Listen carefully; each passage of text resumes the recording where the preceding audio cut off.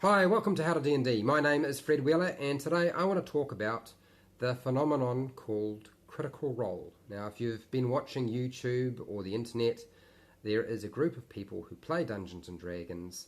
Their Dungeon Master is Matthew Mercer. There's a whole bunch of voice actors involved. They're very good at what they do. There's a huge following. There's been a few videos on YouTube that talk about the pluses and minuses of this particular show, because nowadays we see Dungeons and Dragons 5e or Dungeons and Dragons full stop being almost like a spectator sport, which is fine. I don't have an issue with that. Personally, for me, I feel like it's good if people get into playing the game by watching these very set out promotional like events, and there's nothing wrong with that. I think that's a good thing. The only time I have concerns is when people come to me and they say, I'm looking for a group with a dungeon master like Matthew Mercer. And it's like, well, there's only one Matthew Mercer.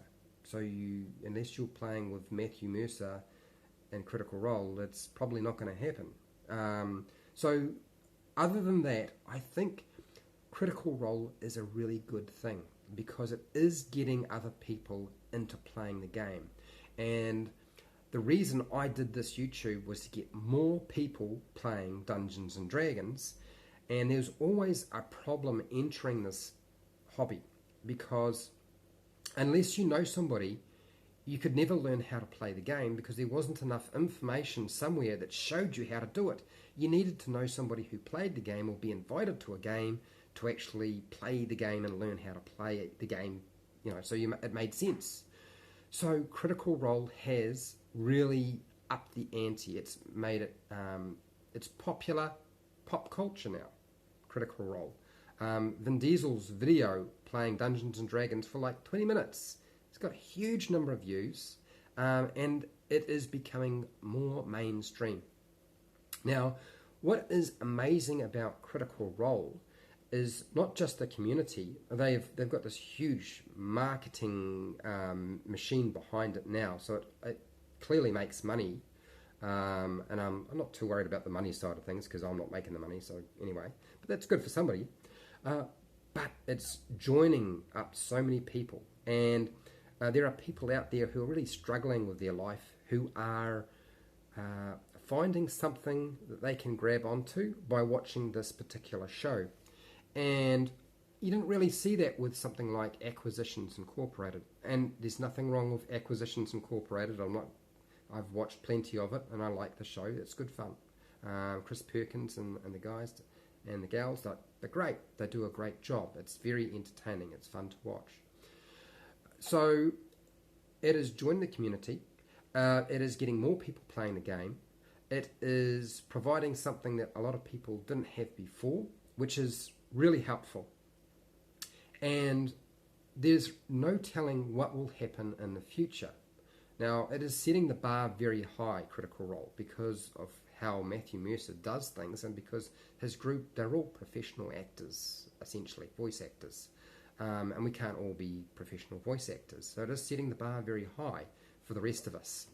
That's not necessarily a bad thing. That certainly means that we have to push things a bit harder. And in truth, I think there's a lot of jealousy around the fact that Matthew Mercer's group, which was just a home group and now is televised on YouTube and Twitter and so forth, has become so popular that they're very jealous. They want that.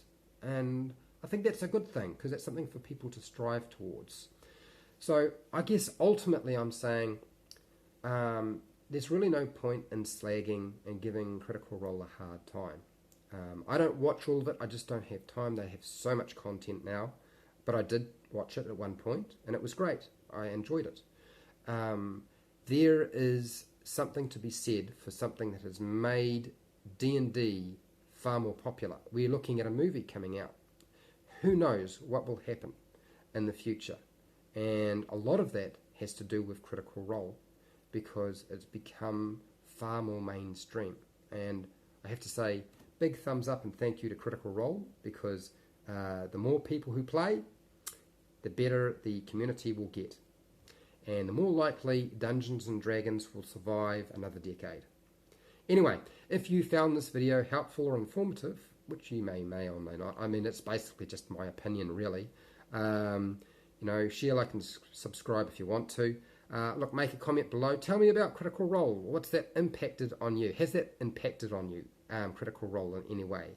I certainly know that the impact has been pretty massive for me. And until next time, keep rolling those 20s.